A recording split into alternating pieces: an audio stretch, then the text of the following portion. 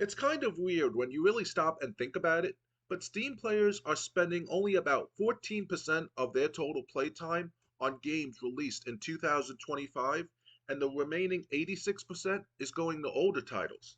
Not just last year's games either, but releases that are 5, 10, sometimes even 20 years old. In an era where new games are coming out almost every single week, that number says a lot more than people might realize because it tells us this isn't about a lack of options, it's about where players actually want to spend their time. For a long time, the assumption has been that newer automatically means better. Better graphics, better systems, bigger worlds, more features, but Steam Playtime data keeps telling the same story year after year. Players are overwhelmingly choosing familiarity, stability, and proven fun over the latest release.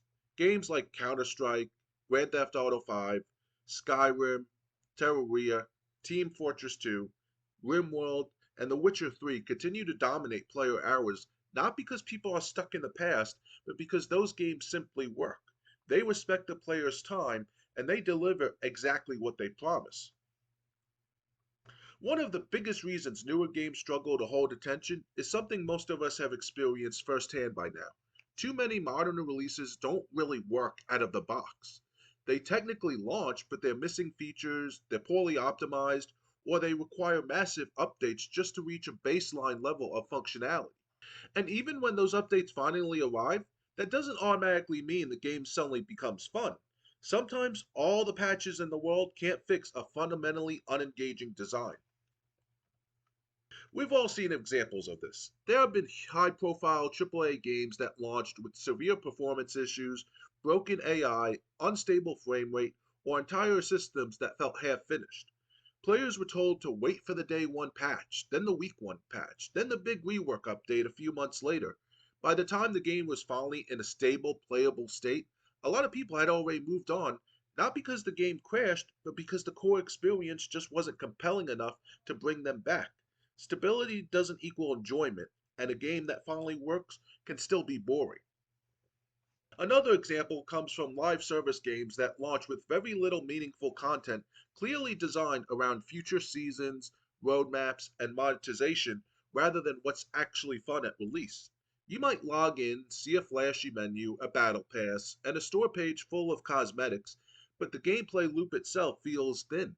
Even after multiple updates add more content, players often realize that the foundation just isn't something they want to grind for hundreds of hours.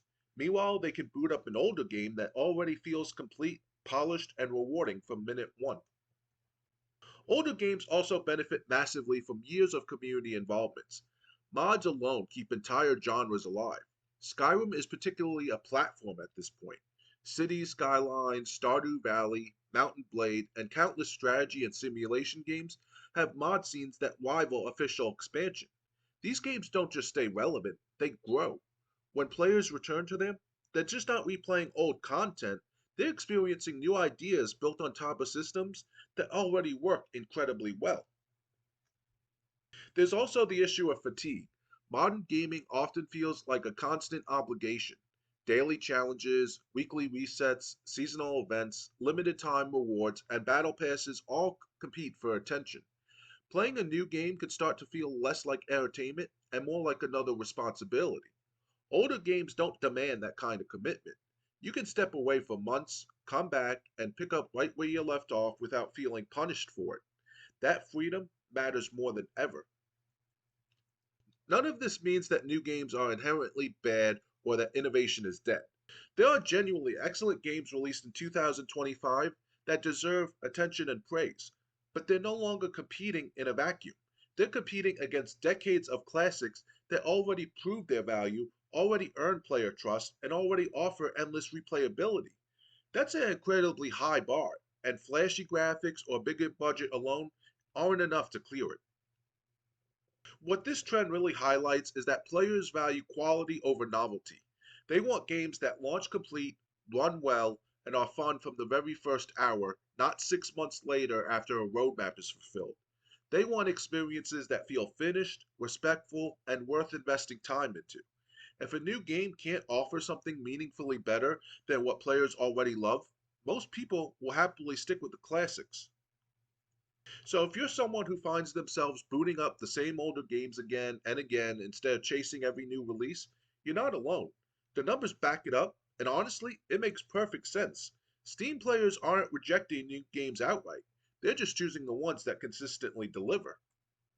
If you enjoyed this video and found it interesting, make sure to give it a thumbs up, subscribe to the channel, and ring the notification bell so you don't miss any future uploads. Thanks for watching, and as always, game on.